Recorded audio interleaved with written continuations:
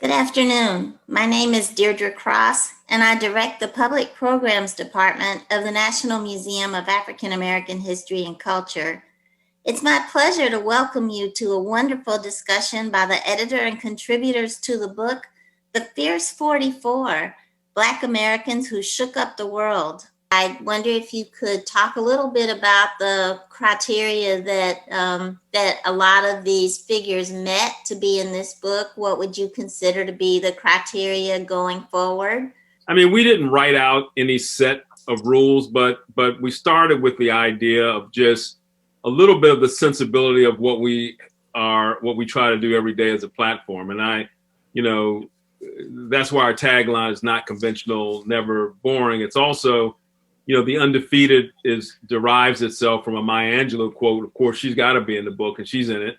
But it's about, we will, you may encounter many defeats, but you will not be defeated. And that sometimes just the mere fact of having defeat, suffering defeat, it allows you to know what you can rise from, and how you can overcome. And I think that sense of not only perseverance and rise, but also, kind of defying convention and doing things in your own profession that was daring and bold and obviously achievement.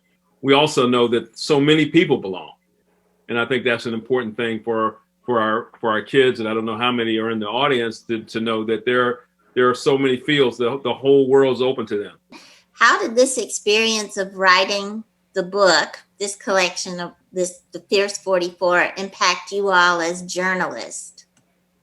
Yeah, I think Right. Yeah. if anything, I feel like I need to hurry up because with so many of these books, you find yourself sort of marveling at just how much they managed to pull off in a really short amount of time. And I'm just like, man, I need to get it together because there's this urgency to a lot of their work, right? That you can sort of feel them, they're trying to do as much as they possibly can with the time that they have, not knowing necessarily what their lifespans will be. And so, when I look at these folks, I'm like, man, I gotta step it up. You're already doing a lot. they're proud of you. Believe me. I'm sure that's true. Steve? What really has struck me is the tremendous hunger to hear these stories. When we hear from teachers and schools and kids about how much they need this book, how much they need to hear these stories, and the space that this is providing for people that we've given them, that's really, you want to do work that has impact and that people want to hear, and the desire to hear about these stories and what these people have done and to provide models for folks, that's really inspiring. I really take heart from that.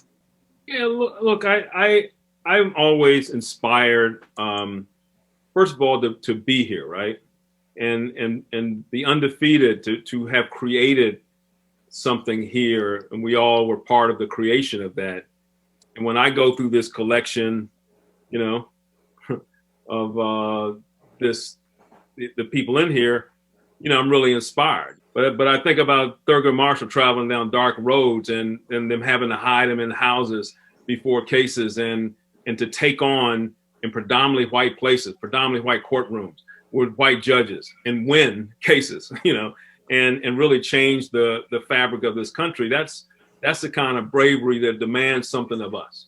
And so for us, I look at it like, well, I gotta be as good as I can be, and we have to be as good as we can be in this time because of all the other things that people did and the sacrifices they made that were really life and death sacrifices. People who lost their lives literally so that we could vote, so that we could be on this Zoom call And that's really important, you know, and it's good for each generation to help the next generation, and so that each generation can be better than the current generation.